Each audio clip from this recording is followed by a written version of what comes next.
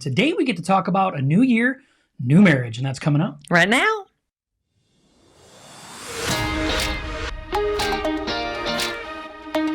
Thank you so much for joining us on the Couple on Fire podcast. This podcast is for couples, for marriages, and for families within the Christian community.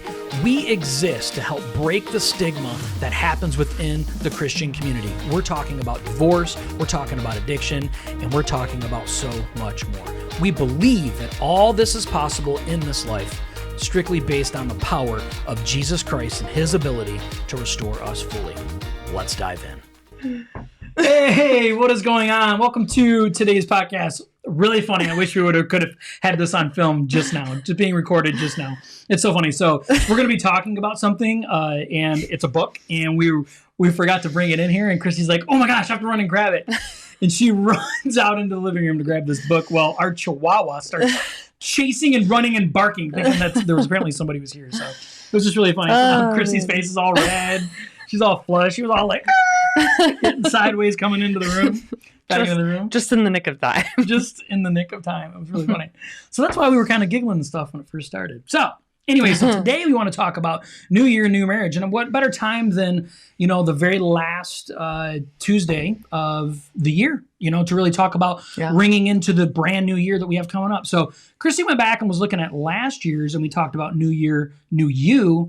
And we thought, what would be even better is talk about our marriage, about what we can do to make our marriage better for next year. So that's what we're going to be talking about today. So yeah, you should go back and check out last year's and then check out this year's and then put them together. Yeah. And then use them together in unison. So, my love, do you have anything you want to talk about or anything you want to say before we get started today? The only thing I want to say is everybody needs to stop getting COVID around me.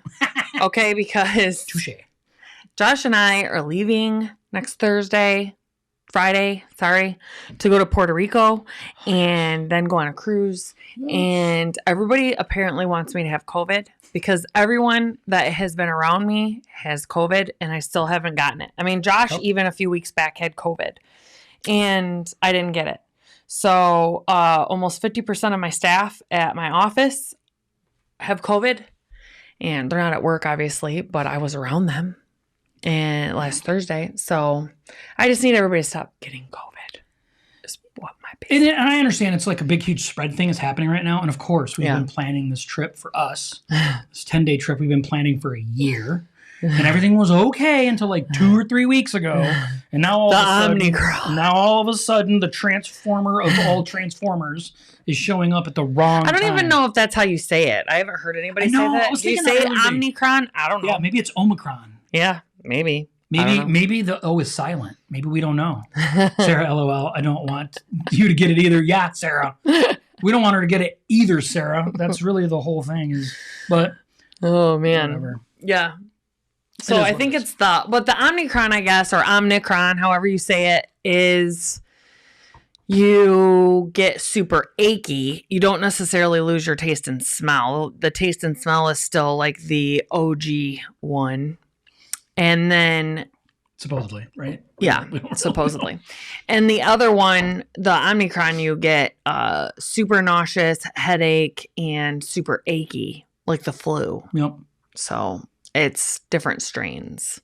But apparently it's not as, concerning to the medical field about the Omicron. No, so to hospitals. Our daughter called yesterday and said that she's come down with COVID. She's pregnant. She's about 4 months pregnant? She's 20 weeks. 20, yeah. So, all right. So that's she's halfway. Yeah. So she's about halfway. So she came down, she's got COVID, right? And she has a really sore throat. She sounds like she has a head cold type of thing.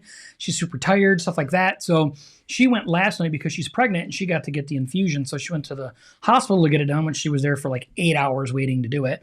And they said they tested her when she was there, of course, and she's positive, but she's not positive for that variant, not for the Omicron, whatever it is. So she doesn't have that version. But she said there's no way to know for sure. That's what she just told me. Oh, did she? What I want everybody to know is on Christmas Eve. So on Wednesday, I was around people that have tested positive for COVID since like 3 days since. Then Christmas Eve, which was Friday, or that was Thursday. And then Friday, I have around a person now that tested positive for COVID since. I'm like, stop it. So anyway, we're way off track about that. You asked me if there was anything, and that's the one thing that's on my mind is like, I'm like dousing myself in emergency, drinking emergency, taking vitamin C, vitamin D, and zinc, and all my normal multivitamins, all of that jazz. I'm doing it all. Yeah, so much that it's actually upsetting her stomach. And she's like, I don't care. Don't care. I don't care. We're going on vacation, and I'm going to glow like yellow from all these vitamins. I don't even care, which is fine with me. Do not care. Okay, she'll look like plankton or whatever that stuff is that glows in the water in the dark time. So anyway, today we want to talk about a new year, new marriage. Now, we're not saying it's a new year. It's time to go get divorced and get a new marriage. Oh, my gosh. Right? No, bad. Watch right? your mouth. Not what we're saying. We're saying that we look at the new year as a new start over for things always. And, we look at it as a new opportunity. And the beginning of the year saying, hey, you know what? I'm going to start this off on the right foot. And what better to focus on your marriage? Right? It's the most important relationship next to Christ that you have in your life that you need to focus on. And it takes a lot of work because it's easy for life to just get in the way. Mm-hmm. We have our own personal problems. Even in marriage, we individually have our own personal issues going on all the time. We're getting older. Kids are an issue. Work's an issue. We're tired. We serve too much at church or don't serve enough, or we have all the things going on. And what we lack to do is really focus and pour into our marriage. So we really want to talk about that today. Or we get distracted in our marriage. So like you'll pay better attention to your friends and family. Like if you're sitting there talking to them and if your watch goes off or your phone goes off, you don't look at it. You stay paying attention to them and give them the full attention. But when you get around your spouse, as soon as your watch or your phone goes off, you're like in the middle of talking to them and you just don't pay attention to them anymore, which really can make your spouse feel not important to you, so it's really important that and I'm guilty of it too with the phone. So it's very important to stay on top of that. What she's gotten really good at that I don't know if she's noticed, but I've really worked hard on it in the last probably couple weeks, is she's very good about taking her watch off when she gets home, because we have Apple Watches and every time we get a message, it's just natural. My wrist vibrated, I look at it and it's a natural thing. And over the years of having an Apple Watch, I've turned off other notifications. Like I have ESPN on my phone and it used to go off on my watch every time. And I've stopped doing that. And it's just certain little things that I'm like, I don't need that stuff. But messages, when text messages come through, it's still naturally do that. But she's right though. We'll be in mid-conversation and I don't even think about it, which is not an excuse, by the way. And I'll just naturally look at my watch and right in the middle of a conversation, And I know that we both have done it at times, but she's gotten really good about taking her watch off when she comes home. Mm-hmm. And so, when we're on the couch watching movies and stuff, I'll take my watch off now. Or when we get in bed, if I remember, and I try really hard to remember, I take my watch off. I'm like, if it's on my mind, I take it off. He doesn't remember until it goes off. And then it goes off, he looks at it, and then he remembers, and then he takes it off. So that's still good. Yeah. It's habit stacking. It's a little good. It's habit stacking. Yeah. It's a little bit good. So, but nonetheless, we have to make sure that it's not about whether it's a big deal or not to us. It's about whether it's a big deal to our partner and what signal are we sending to our partner, to our spouse, that they matter or don't matter. Whether we think this is no big deal, that's not the point. The point is I want to make sure that my wife feels wanted, desired, and that I pay attention to her and that she matters in the time when we're around each other. Because your spouse feeling that way is a big deal. It is a big deal. Yep. And it does matter. And it should matter to us that they are feeling, like we're not paying attention to them. And I want to say this very sternly to everybody that's watching this. Okay. It's really important that you understand this. It doesn't matter whether your spouse is doing it as well. It's our job individually to step up. It's not, well, I'll do it if you do it. That's not the right attitude to have. We have to make sure, like we say, no, this is my responsibility to do this. I may not be happy with what my spouse is doing. Then you have conversations about it. Yeah. But that doesn't mean that you don't change whatever whatever it is that you're doing or not doing. So we have to make sure that we focus on doing those things. And that's before we even jump into this stuff. Because I think this is a really important topic. Refresh your marriage. Everything needs to get refreshed. Every so often, like you do, like that's why you're supposed to journal at the end of the day and, to reflect on the day. I mean, you do need to reflect on where your marriage has been over the past year, where you've grown as a couple, where you need to continue to grow, some things that still need to get worked on together. If you both talk about this and you're both on the same page about it and you make a pact going in the next year, you can't make a pact to overhaul 100% of everything in your life. You both will get frustrated and fail. Yep. But if you pick one or two things that it's very important to each of you, and you both decide on what that is, and then you go into it, it actually would be very, very good for your marriage. Yeah, and I think it's important that we say this too. This podcast is specifically for blended families, right? So it's not everybody that listens or watches is part of a blended family, but we want to make sure that we understand, like, Kristy and I have been married before. And if we're not careful and we don't pay enough attention to pouring into each other, it's easy to retreat back the way you used to be and only care about yourself. Yeah. And when you do that, your marriage doesn't grow. It shrinks and gets worse and gets decayed, and, it can eventually end in some really bad stuff that's really hard to work on and work through. So it's just really important that we understand, like, we know the kids get in the way, and, there's a lot of problems that happen, but we have to focus on, our marriage. It's just vitally important that we do that. But this episode is for all marriages. All marriages, yep. But I want to let everybody know, like, we don't want things to go in reverse. We want to make sure that we're looking forward and planning for that. So, number one, we have 4 things we want to share today. Number one. And this is the most exciting one, though, to me. Yeah. It's the Adventure Challenge. Babe, what's the Adventure Challenge? So let's start off with the fact that Josh and I made a pact when we first got together that we would not buy each other Christmas presents. Why? Okay. Because we didn't have the money. That's right. We didn't have the money. Yep. We didn't have to buy presents. I wasn't sure if you remembered. Be quiet. No, I'm just So we made a pact, though, and that pact has always stayed, and actually is cool. It's fine, right? It's super fine. Like, I don't want you to buy me presents. Well, this year he broke the pact and bought me a present because he found something that was really cool. I'm glad that he did. And I don't have any guilt that I didn't buy him a present because that's our pact, is to not buy each other presents. She's better than me because she honored our pact. And I didn't.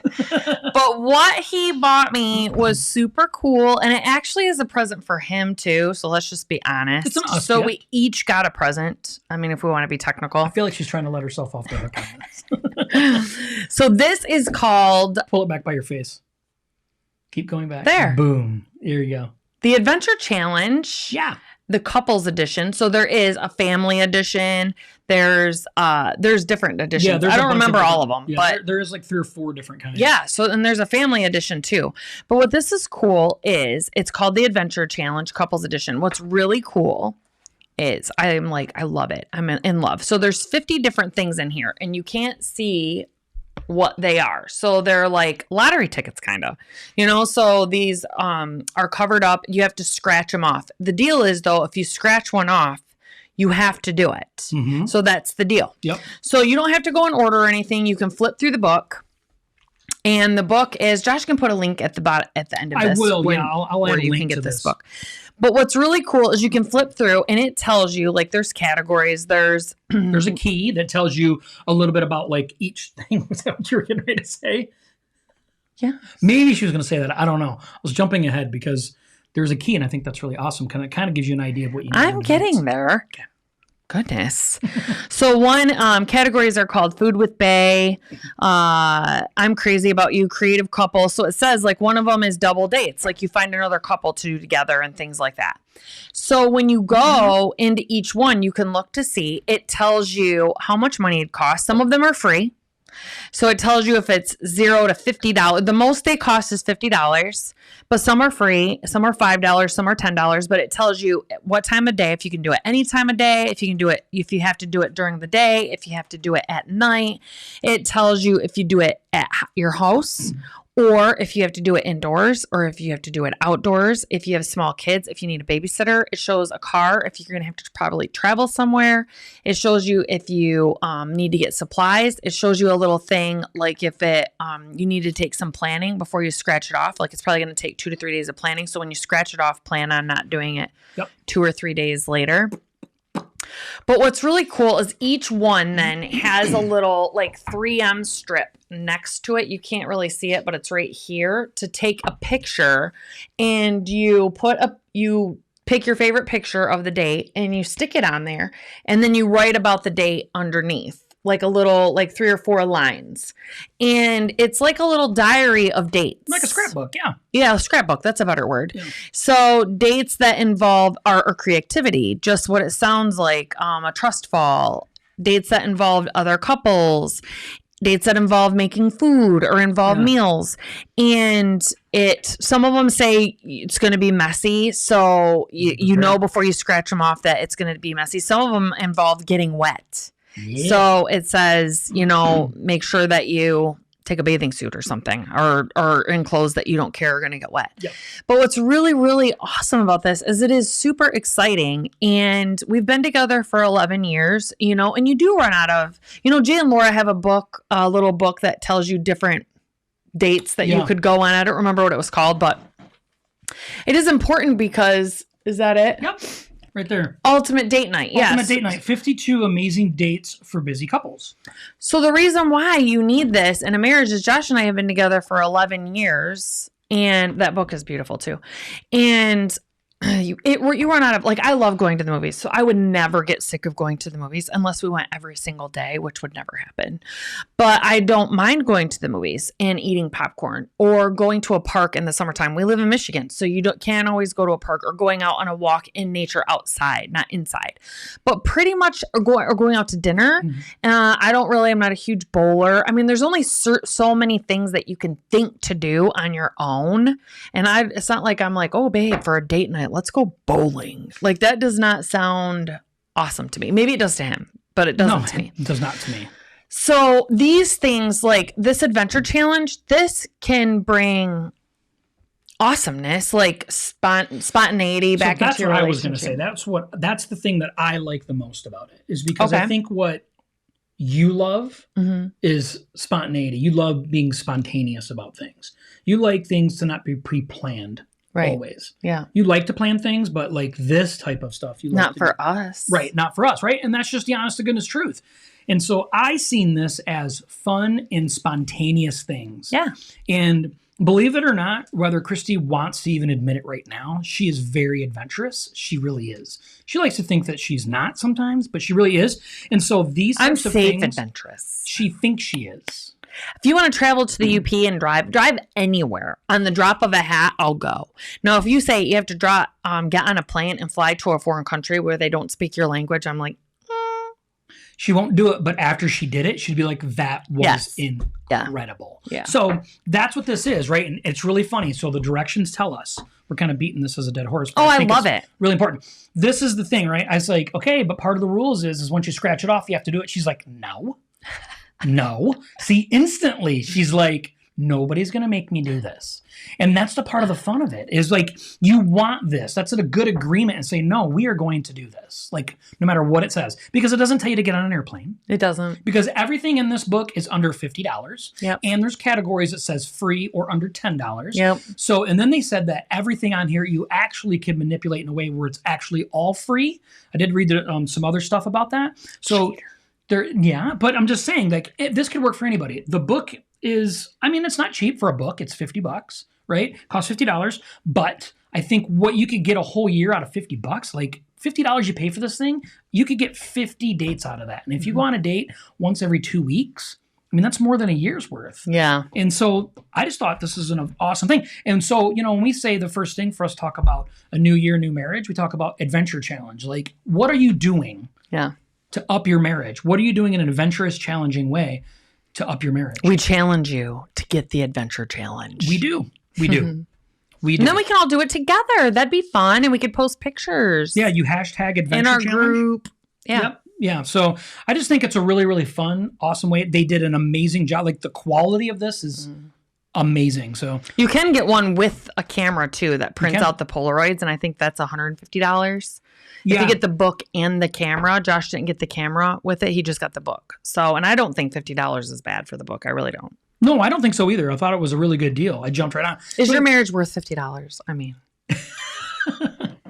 Now you have to buy it because if you don't, that means you're saying it's not. So that would be really, really bad. But nonetheless, I had a friend of ours order it for me, and because I didn't want Kristy to know about it. Because I would. And Kristy be monitoring everything. So I went behind her back and I had a friend of ours order it. And she's like, because I text her and I always make sure to put her husband in the text message if I text her. And so I was like, hey, I need you to know if you could order this for me for Kristy for Christmas. I'll give you the cash for it. And she's like, I wish you would not text me directly right then. You could have told me later because I wanted to get this for me and my husband. So. Well, there's some in here for couples. So Yeah, there we is. can do it together. Yeah. Okay. So the first thing is couples. get the adventure challenge. Okay. And Cassie even says, I've been wanting to get this. Just get it. Make it work. Do what you can. And it's Or get the family one if you want to do it with your family. I would say do the couples one first and then the family one. Okay. I'm just saying that's my personal opinion. Okay. Number 2, marriage conferences. So this actually is really important. Josh and I didn't go to marriage conferences until 2 years ago. Mm-hmm. We went to our first one with Jay and Laura. We went to was the first one, wasn't it? It was. That we went to. The very first one we went to. And it actually is so, so important. And we wish we wouldn't have put that off doing that for so long. And it gets you quality time to focus on your marriage. So a lot of times, like Josh and I, if we go to the movies, let's just say on the drive there, we're talking about our life, and we're talking about kids, and we're talking about what we have to do, our responsibilities, blah, blah, blah. And then you get to the movies and you watch the movie. You don't sit in the movie theater and talk, to each other. You watch the movie and then you leave the movie. You do talk about the movie, what you liked about the movie. But then on the way home, you're driving back home, you kind of think about like, okay, our responsibilities are back on, talk about those things. When you go to a marriage conference, you may be still home focused on your way there, but once you're there, it's all about your marriage. So it really starts opening your eyes and reminding you about how important your marriage is. So then even after the conference is over, when you're traveling back home, or if it's a couple nights that you're there, them nights while you're there, you're talking about your marriage. You're talking about fun things that you could be doing together. On your drive home, you're talking about like how awesome and amazing it was that you guys got some alone time. And Jay and Laura's is really cool because they do ultimate date nights with only one night. But you also can go to their marriage conference on Mackinac Island, and it's 2 nights. And you get to stay on the island. You don't have to stay on the island. No, but you we don't. do. And it really makes you like get away from, we get distracted so easily in our everyday lives. And it's just getting worse and worse with phones and watches and everything else. And when you go to these conferences, just take 2 nights even to do that. And it really realigns you with you guys, we have to be together in this, and we are on the same team, and we need to make our marriage a priority, and we all need it. There is no shame in saying like, hey, we've gotten off track for the last 6 months. Yep. Let's go to a conference. Let's look up a local marriage conference and go to it. We personally, that's why we started our blended conferences, because we would really like conferences that are focused on blended marriages. That would be even better for us.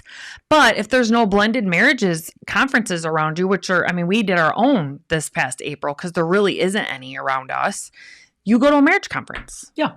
Yeah, you can travel and look for them. But what I love about focusing on something like a marriage conference, there actually is in every state. If you look, at least one per year somewhere, maybe a few hour drive away. But there's a few things, right? Number one, there's purpose in it, right? Yeah. You are setting across and saying, look, this is a purposeful trip for us to focus on us. And men, this is really an important thing for you to show your wife that you care about what's going on between you guys. Mm-hmm. I hear a lot of guys that say, well, I go to the, opera, right? Let's just say opera, right? I go to the opera because that's what my wife likes to do. And you make sure to tell her, like, I'm going to the opera with you because that's what you want me to do. Okay, there's no value in that. Okay, that's just basically saying I'm just doing my husband duty. And that's not what this was supposed to be. Okay, there's a lot of value that can be had. Number one, you go because there's purpose behind it. Number two, there's learning. You get to learn. All marriage conferences are focused on understanding each other and learning something new about your spouse. And then number three, we highly suggest going to a conference that's an overnight, or if it's not, you go where the conference is and you pick a hotel, a cheap hotel's fine, and stay the night. And this is because you get to be away from the children, you get to be away from work, you get to be away from friends and responsibilities, and you are very intentional about focusing on your marriage. It's important. Every year you should pick out time and go to a marriage conference. At least, Josh and I were talking about this last night, and I'm like, at least once a year. At least once a year. You should go. Yep. Every 6 months is good, but at least once a year. Yep. I agree. And because we could never learn enough about our spouse. We could never be connected well enough with our spouse. And especially if you go to a really good conference, it really draws you together, and you don't want to ride with people. I'm telling you that right now. Do not commute to a marriage conference with other people. Go by yourselves in your car so you have time to talk there And then on the way back is some of the most awesome conversations you'll have about what you experienced and about what, you can have honest conversation. Yeah. Too.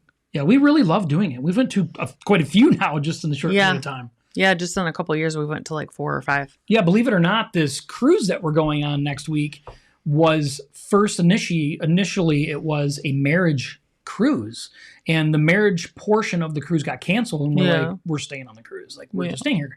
But we were being intentional about it. We want to make sure that we are focusing on us. Yep. Right? And ask Kristy. She'll be honest with you. Babe, do you want to go on a cruise and a vacation without the kids? No. She doesn't. No, because we only have so much time, and so they're moved out and gone and grown up and all on their own. We're so close. And that's why it's still good, though.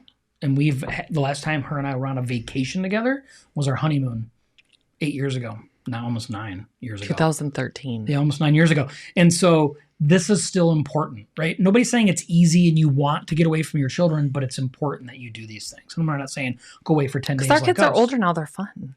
17, 19, 20, 25. Yeah. Married. Our kids are fun. Like, it's a lot of, like, we have a lot of fun on vacation. You too. Oh my gosh, we're going sideways on this whole conversation. Sorry. But it's funny because when we go on vacations and stuff with other people, they're all like, yeah, let the kids go do this stuff and we'll go do this. And we're like, no, our kids like to stay with us and we like our kids to be with us because we're fun. We have so much fun. We have so much fun. And our kids have fun. And our kids are just fun to be with and fun to be around. So yeah. Okay, so that's number 2. Number 3. You better plug your kids' ears or put in headphones before we talk about this one. Well, we're not going to go into detail. No, we're not going to do like show graphics or anything. This isn't a how-to. Number 3 is not a how-to, okay? But you can't talk about like having a better marriage without talking about this. We would actually about what? Meow. We'd be doing it at injustice. And this actually was my idea to put this point in here. For those that are listening and not watching, it's sex. You have to make sure that you are... I don't want to say that. She doesn't. Your face. She's like, ooh. Because there may be kids listening. Maybe. There may be kids listening, and we could talk real loud for our own kids to listen. No. My point being is you have to make sure that you are putting aside the amount of time, which should be at least once a week, to make love with your parent. Or parent. It's a Freudian slip. With your spouse. Partner. Yeah, with your partner, spouse. Not parent. So. With your spouse. Yeah. So the reason why we said at least once a week, so this was my point. I brought it up at last night when we were talking about this, and I'm like, it needs to be at least once a week. And he's like, it should be like 3 times a week. I'm like, yeah, but let's be realistic about this. Some couples, we don't always, like, we'll go through spurts where it's like, okay, him and I, like, we have had a super bad... Just got super weird. Yes, Miss Hartwell. It did. We've had like super crazy busy, tons of crap going on in our relationship. And the next thing you know, him and I are like, it's been 2 weeks. Like, okay, we need, Yeah. And so we get it. But you have to be focused on that because it goes way, way, way. Some people, I was telling him, I'm like, some people don't do it for like a month, 2 months. Yeah. So if you're like 3 times a week, they're going to be like, forget that. We're not even trying. So once a week, I think, is a good goal. Because it's a different type of intimacy. And we could talk about this all day long about different levels and different forms of intimacy in your relationship. The Bible says it, Song of Solomon. That's right. Blowing in the garden. So the important thing is, though, that this is a level of intimacy that cannot be overlooked. And I want to talk to both female and male in this situation, right? We have to make sure that we're both doing this, making sure, initiating, but to be honest with you, it should be the man's job to initiate, right? But it doesn't always happen that way, right? It doesn't. And we go through seasons and things change, and she's nodding her head, right? And, we all have our own histories and our own feelings, our insecurities. We have all these things, but it doesn't mean that we shouldn't stop working at it, right? And we say new year, new marriage. This should be something that should be a focus, and it should be something you talk about. You have to communicate about these things because this level of intimacy is needed. It's not just a luxury. It's needed. Would you not agree with that? Mm-hmm. Yeah. I do agree. It's important because God wants us to have that union. He wants us to obviously be married to do it, but it is biblical. Like, God designed us to have that and to have it be an intimate closeness to keep the marriage like solidified. Definitely. Believe it or not, at our church, a lot of people, like if they've ever visited our church when our pastor has preached on it, it was their very first time ever visiting our church. I feel super sorry for that because it probably was so uncomfortable. It's fun. I just sit backwards the whole time and watch everybody.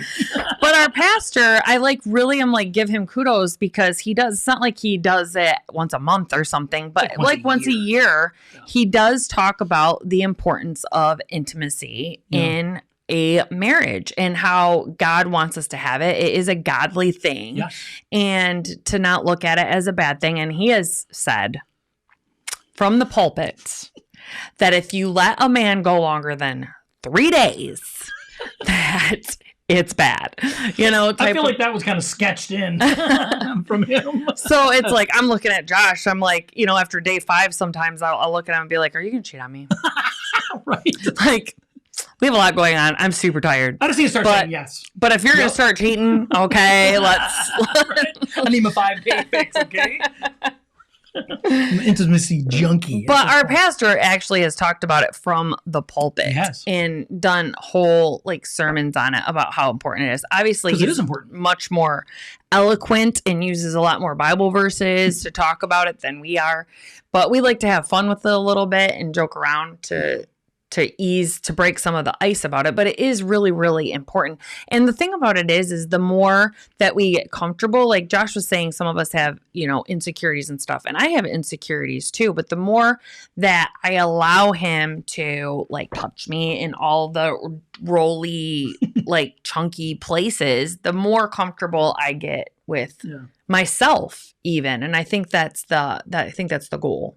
Yeah, I agree. And I think, you know, being able to laugh and giggle about that stuff, but at the same time, showing your partner, I love all of you and all the ways, right? Not just emotional or mental, but also physically, you know, and I really mean it. Like, I really want to push through this. I want to make sure this is a priority in our marriage.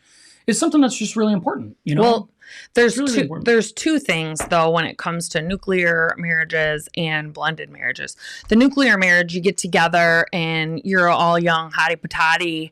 You know, you get married as a young hottie patati. You pop out a couple kids and you don't feel you're not, well, first off, you're not young no more, but you don't feel like a hottie patati anymore. You know, like some women do carve out time to go to the gym and do all of these things, but it's your choice of what you're sacrificing to do that. Some women choose to sacrifice other things to go work out. I could choose to sacrifice that too. I don't feel like sacrificing anything else to go do that right now. But then in a blended family too, the women, some men may struggle with this too, but women feel like, okay, I'm getting with my new husband. He didn't get to experience, you know, me as a young, like, hottie patati person. So in both marriages, the woman I know struggles with insecurities from both aspects of it. Like, hey, I really wish, you know, we could have met earlier. Yeah, but see, I have the mature, educated one now, which has a lot of value, especially from a guy's standpoint. Okay, so that's what number 3 is. Let's move on to number 4. We lost a couple viewers on that point. Right. We're dropping subscribers like it's nobody's business. Somebody said this is Christian. Okay, number 4. And what else to talk about now after that? Focus on Jesus. Yes. So we did save the best for last. Jesus, God, needs to be at the center of your marriage. And a lot of times we need reminders about that. And that's why we should have put Jesus/community, because that's why community is so important.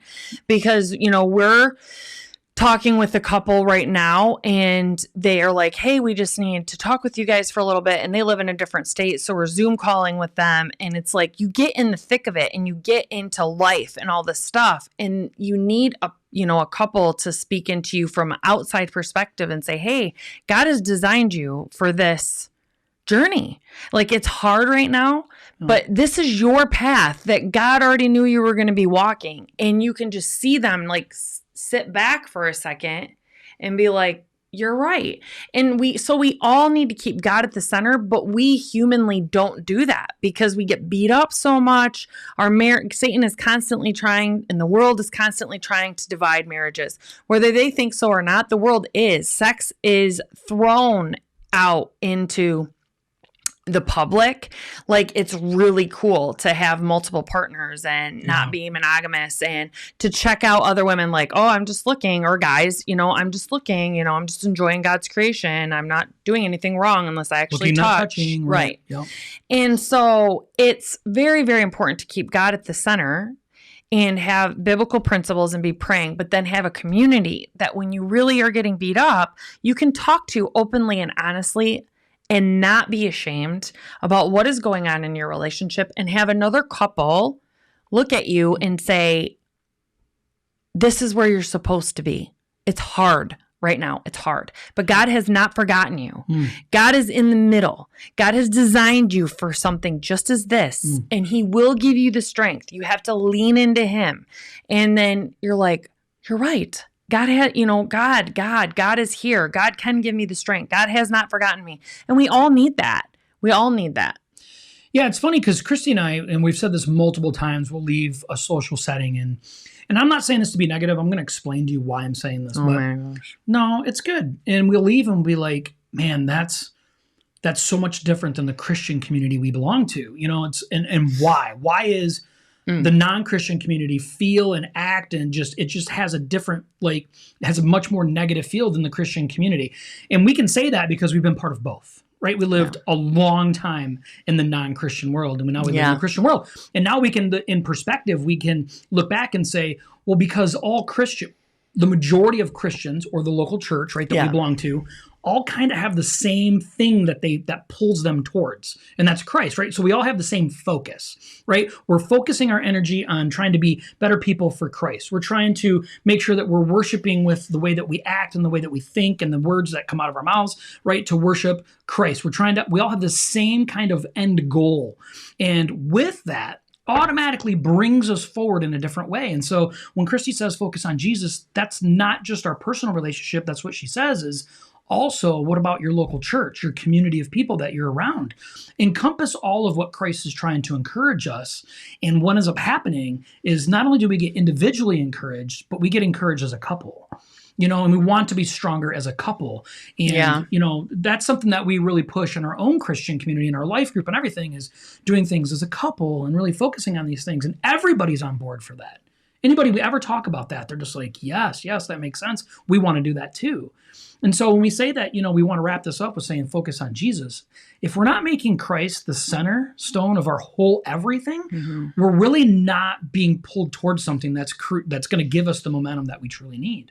And so Jesus will do that for us. And how do you put God at the center? You put God at the center by each of you individually pursuing God individually, like on your own. Individually, yes. Because then when he is like, man, just having a down day, I'll be like, well, did you pray about it? Or because God has designed your spouse to speak into you.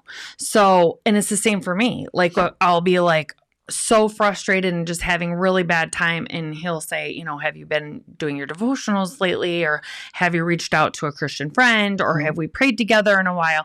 And it points each other back in the direction that we should be focusing on, which is God.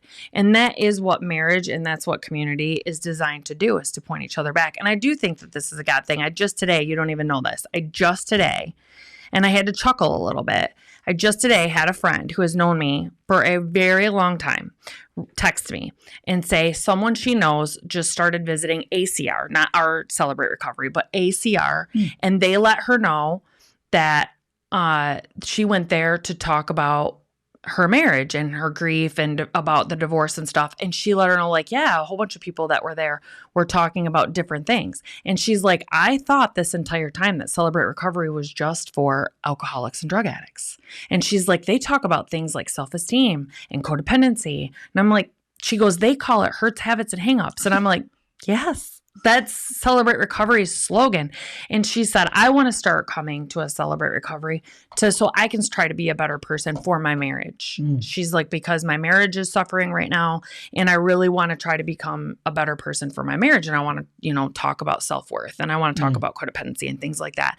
And I just think it's so funny because I'm like, yeah, that is what Celebrate Recovery is for too. It's for all hurts, habits, and hangups of life, and it keeps God at the center of it. So we all struggle. We all have insecurities. We all have things. And that's what it's there for too. And it's to create a community, to keep everyone focused and accountable and on track to be going towards God. And so I just thought it was like I forgot to tell you, I forgot about it until just now, actually. Well, and I think the whole premise of that is that with Celebrate Recovery, everything's based off of the power of Jesus Christ. Yeah. Right? The only way to true redemption, the only way to truly be fixed and healed and redeemed from everything that's going on in our past, no matter what it's from. That's why they say hurts, habits, and hangups, which if you're human, you've suffered from some of that, is through the power of Jesus Christ. Like, we have to know that that's the base foundation. What's going to save your marriage? Is it being more adventurous, going to conferences, or making love more often? Those are good things, but without Jesus, nope. No, you couldn't do enough of those things to make it work. You just can't do it. It's impossible. That's why we wanted to end today on this note, is because it is the keystone. He's the foundation to all things, and he's the foundation. And we have to understand the power in that. And I get it. You have a spouse that maybe doesn't agree with the way that you believe, or doesn't want to follow the way that you do, but that's okay, because the power is in Jesus. It's not in us. And so the only thing that we can do is focus on Jesus. Kristy said it. It's an individual thing anyway. And we want to encourage our spouses. And if our spouses don't want to be encouraged, we encourage them through what we focus on Christ. Yeah. We focus on Jesus. And then we still work on being adventurous. We still working on heading to conferences, inviting our spouses to conferences, and then about making love more often. And we allow Jesus to do his work in all of that and through us. And I just think it's so important. It is. Don't miss the main ingredient of this. Do not. We're heading into a brand new year. There's enough drama in the world as it is, right? There's enough. And if we allow all that to drown out what we are capable of doing, which is focusing on our marriage, the world will tear us apart limb by limb. Yeah. So understand that if we focus on Jesus and we pour into our marriage beginning in the new year, that you can have the most incredible 2022, no matter what other people's 2022 is. And I just think it's so important that you do that. And Cassie says relationship with Jesus on our own. It is. And that's a hard thing to grasp, because, for us as humans, we don't like to do something when we feel like it's not being reciprocated. And our relationship with Christ has nothing to do with that. Yeah. It doesn't. That's tough. Anything else you want to end with today, my love? I do think it's easy in a marriage to start, you have to catch yourself getting like, why is he not doing this? I have to go do this, this, and this all the time, and he doesn't do this. Mm. And you have to catch yourself doing those things and start focusing on, like, what are the things that you don't do that he does, that you don't ever do, and he does all the time, and he doesn't say anything. Like, I know that's so cliche because people say, anyone can find dirt on someone, be the person that finds the gold. But it's easier for us to just start focusing on the dirt of our spouse because we live with them and we take that for granted. So we feel like, oh, I'll be better tomorrow, or we can just focus on that next week because right now I want to be mad and I'm allowed to be mad and I'm not going to talk to them and I'm going to be rude to them. And we wouldn't treat anyone else that way. And I just think it's okay to be angry about something, but you need to be respectful and talk to your spouse about it. Just saying, hey, I'm just really upset right now. I don't want to fight about this. I just am really upset and I need some time to cool off. I want to give you a heads up about it because I want to have a conversation about it later, but not to take them for granted. And I know I do. Brendan Burchard, I used to be so good at this because I used to be listening to a book of his. He'd come home from work, and before he'd go into his house, instead of just jumping right out of the car and running in, he would sit in his car and take 60 seconds or 3 minutes to reset his mind out of work mode into family mode. And he could be more present then with his family and not come right in with work still on his mind and he's still finishing up phone calls and things like that. Mm-hmm. And then his family gets, work mode. So I need to refocus on doing that more. When I leave the home and I get in the car and I'm getting ready to go to work, it's like, okay, I need to get into work mode. But before I come back in, I really need to say, okay, I need to take a few seconds, pray, and really ask God to change my thought process and switch my brain from work mode into family mode. So I'm more present when I come in, because I really, I feel like today's Friday. And these last 2 days have been crazy, chaotic, because so many people are gone from the office and it's just a lot going on. And we just don't have one office. We have, 2 offices plus an independent living community plus another one. And there's a lot of stuff that goes on. And so it's like, I need to switch my mind into family mode when I come home instead of come in with my AirPods still in, finishing up 3 or 4 conversations and then look at him, what's for dinner, sit there waiting impatiently because I'm starving to death for food, scarf my food down and then say, okay, I'm going to go get ready for bed and then whatever, and pay no attention to him whatsoever. And not really say, how was your day, babe? Make eye contact with him. Give him a hug. Those types of things. Yeah, I get sad. I get sad. I get so sad. He does. And I have gotten really bad about that because I'm so busy, and I think to myself, like, he'll understand. He knows I'm busy. He knows I have all this stuff. That's not fair. It's not fair.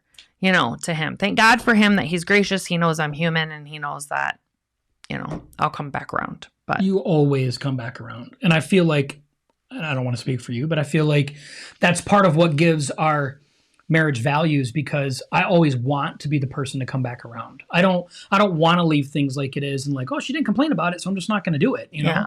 I don't ever want to be that way. I want to beat her. And her love for me, I want to make sure that I love her more than she loves me. No. And I think that's a good competition, though. I think that's healthy. And so, find out this year, this could be the greatest year for you. So find out exactly what it is that you need to work on. Be adventurous, be spontaneous. Men, your women love spontaneity. They really honestly do. It makes them feel special and wanted and desired.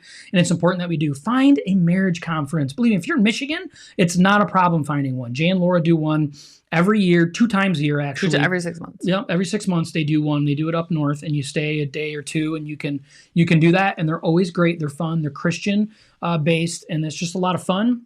And then make sure that you're taking care of your spouse physically at least once a week. Okay, focus on that. Pour into each other physically. And then don't forget the whole reason of what can really turn your marriage around and make it strong. And that is the power of Jesus in your life. And Ron Deal does do blended family conferences around. He does. He did one in Grand Rapids not too long ago. Yeah. So it was a one-night thing at a church. Yeah. Yeah. We weren't able to go because of something. Oh, you had COVID. Yeah. I had the COVID. So we were going to go. We were registered and he had COVID. Yeah. So we want to encourage you with that. Please be safe and enjoy your New Year's. We actually get to go and watch the Red Wings on New Year's Eve, and Kristy's super happy about that. But she's doing it graciously and awesome because my son and his girlfriend are going, and we're going. And so that'll be fun. But please be safe. Take care of yourselves. And we'll see you guys next Tuesday at 7. Yeah. Bye. Bye.